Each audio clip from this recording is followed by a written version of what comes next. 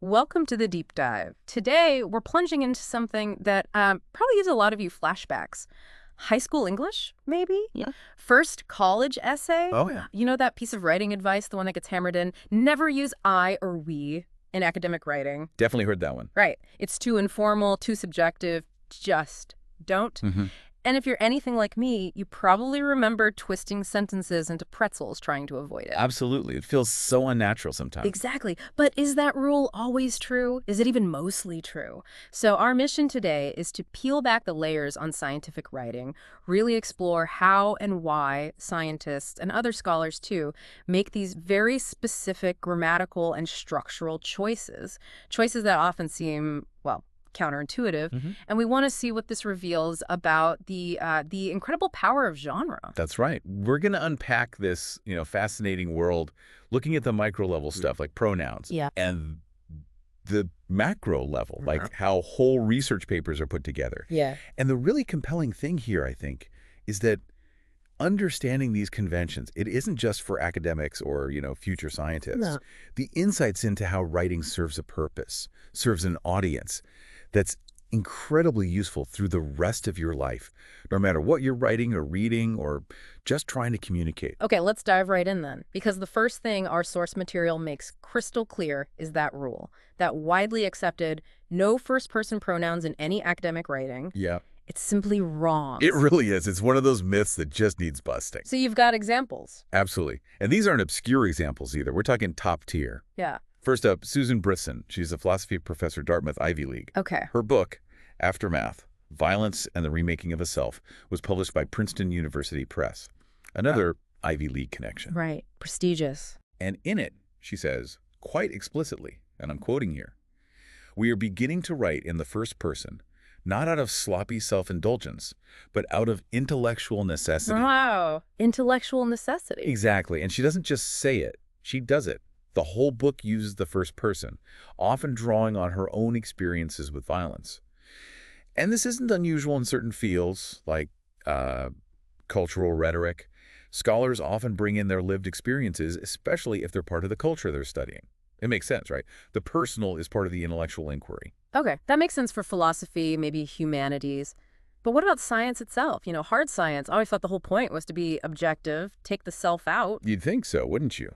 But it definitely happens there, too. Yeah. Consider Frederick Lawrence Holmes. He was chair of the history of medicine at Yale Med, Okay, another big name. and his book, Antoine Lavoisier, The Next Crucial Year, also published by Princeton.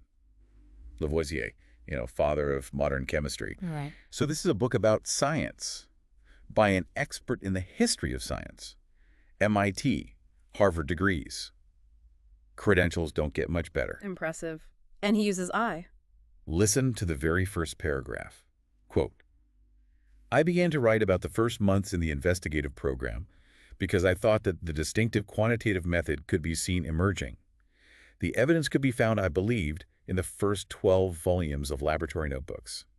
As I began to construct the experimental activity, my expectations were confirmed, but I saw that. Hold on. How many times was I in there? 6 times I, plus he uses me and my, all in that opening paragraph. That's actually astonishing. These are top Ivy League scholars, premier university presses, using first person all over the place, even in a book about the history of chemistry. So if they're doing it, why did we all get told it's wrong? What's the real story? Is there, like, a catch? There is a catch, or rather a crucial distinction, and this is where the nuance comes in. While you definitely see first-person pronouns in some academic books, like the ones we just mentioned, they are rarely found in actual scientific journal articles, the peer-reviewed papers. Ah, okay. Journal articles. That feels more like what I was thinking of. So why the difference there?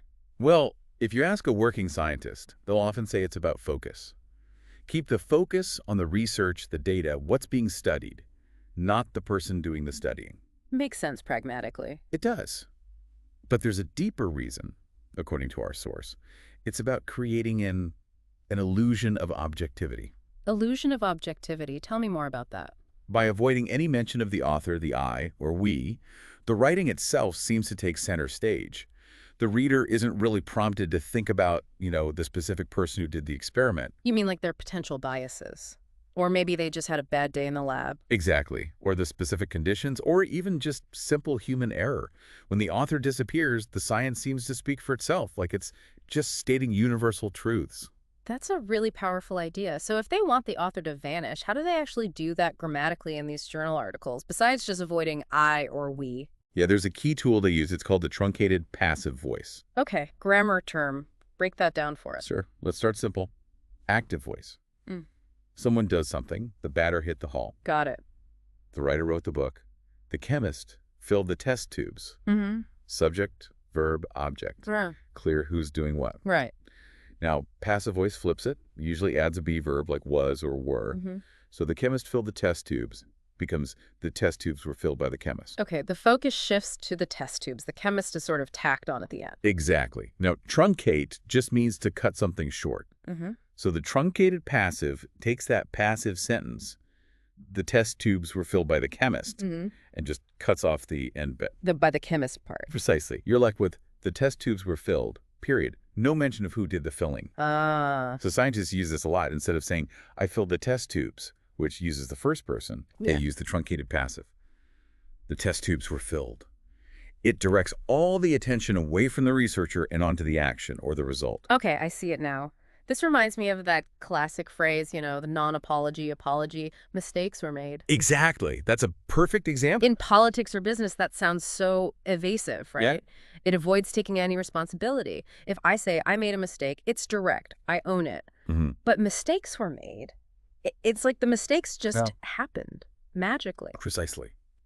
It obscures the actor, the person responsible. So scientists are using that same structure. The test tubes were filled, not really to dodge blame, but to maintain that objective feel, to depersonalize it. You've got it. And what's really fascinating here is how the ethics or the implications of a grammatical choice depend entirely on the context. How so? Well, like you said, mistakes were made can feel unethical or evasive in everyday life or politics. But in a scientific article, that truncated passive structure, the test tubes were filled, is considered perfectly appropriate. Why? Because it fits the purpose and the conventions of that specific genre. The purpose being that illusion of objectivity. Right. It's not about a universal good or bad grammar rule. It's about what works, what's expected, and what serves the communication goal within that specific scientific context. Okay, that clarifies the sentence level stuff, the pronouns, the passive voice. But what about the bigger picture? You mentioned structure earlier. How are these journal articles actually put together? Good question. Because the structure is just as functional, just as deliberate as the word choices. A core purpose of a scientific article is, obviously, to share information. But here's the key. Not everyone reading it needs the same information or needs it in the same order. You mean different scientists read for different reasons? Exactly. Think about it. Someone might want to replicate your experiment exactly. Someone else might just want to know your main finding. Someone else might be interested in how your finding compares to previous work. Okay, yeah. People read strategically. Right. So scientists need to be able to find the specific information they need quickly and easily. They need to be able to skip around. Makes sense. And to facilitate that, the scientific community pretty much globally uses what's called the IMRaD format. IMRaD. What's that stand for? It's an acronym. Introduction, methods, results, and discussion. IMRAD. Okay. This structure is fundamental. Remember replicability. That's a cornerstone of science. Other researchers need to be able to repeat your work. Right, to verify it. Exactly. So if I want to replicate your study, I need a detailed account of exactly what you did. That's the methods section. I'll focus heavily there. But if I just want to know what you found? Then you might jump straight to the results section. Or maybe the abstract first, then the results. And the discussion, what's in there? That's where the authors interpret the results. They discuss what the findings mean, how they fit with other research, what the limitations were, maybe suggest future studies. It's the so what part. Got it. So the structure isn't just linear, like reading a story. It's modular. It allows readers to pull out the pieces they need. Precisely. Scientists don't usually read these papers like novels, cover to cover. They read them strategically, purposefully. Yeah. And the IMRaD genre convention allows them to do that efficiently. So if a scientist tried to get creative, maybe write their results like a gripping narrative instead of sticking to IMRaD. It probably wouldn't get published in a reputable journal. Really? That's strict. Oh, yeah. Journals have very specific formatting guidelines based on IMRaD.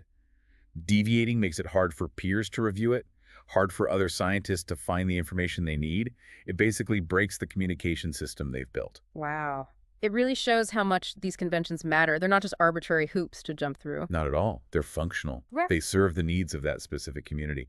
And that really brings us to the core principle underlying all of this. Whether we're talking about avoiding I, using the passive voice, or structuring a paper with IMRaD, the source puts it perfectly. The choices are based on allowing the writer to meet the needs of the audience through the conventions of the genre. Audience needs and genre conventions. That's the key takeaway. That's the heart of it. And this applies way beyond science journals, right? You were saying. Absolutely. Our source makes this great point. This principle holds true for, that scientific article we've been discussing. It's true for an essay about science written for a different audience, like in a class. It's even true for an article in a journal like College English that might analyze both of those kinds of writing. Okay. Different academic genres. But it goes even further. The source says it's also true if we're just writing a shopping list. A shopping list? How's that a genre? Think about it. It has conventions, right? Usually bullet points, maybe organized by aisle or recipe. Its purpose is clear. Don't forget the milk. The audience is usually just you, or maybe a family member. It meets your needs through its conventions. Huh. Never thought of it that way. Or a birthday card. Another genre. Conventions about greetings, well wishes, maybe a personal note, signing off, all designed to convey affection and celebration to the recipient. So even these everyday things are genres with their own rules and purposes. Exactly. Just as valid, just as functional in their own way as the complex convention scientists use. So wrapping this up, what we've really seen is that these writing rules, like the no I rule we started with, or the use of passive voice, they aren't absolute truths about good or bad writing. No, not at all. They're more like strategic tools, highly developed tools, shaped by the writer's goal, the specific audience, and the expectations of the particular genre they're working within. It's all about context and purpose, understanding the communication game you're playing. Right. Every choice is a move in that game. Indeed. And maybe that leaves a final thought for you, the listener, to chew on. How might understanding these deep, often unspoken genre conventions change how you approach your own communication? You mean like emails, texts? Yeah. An email to your boss is a different genre than a text to your friend, right? A presentation is different from a memo. What rules or conventions do you notice in the different genres of your own life? How do they shape what you say and how you say it? That's interesting. Thinking about this, recognizing these patterns, these kind of agreements between writers and readers, it can make you a much sharper communicator. More adaptable. And probably a better reader too, right? More critical. Absolutely. A more discerning consumer of all the information flying around us every single day. It helps you see how messages are constructed, not just what they say.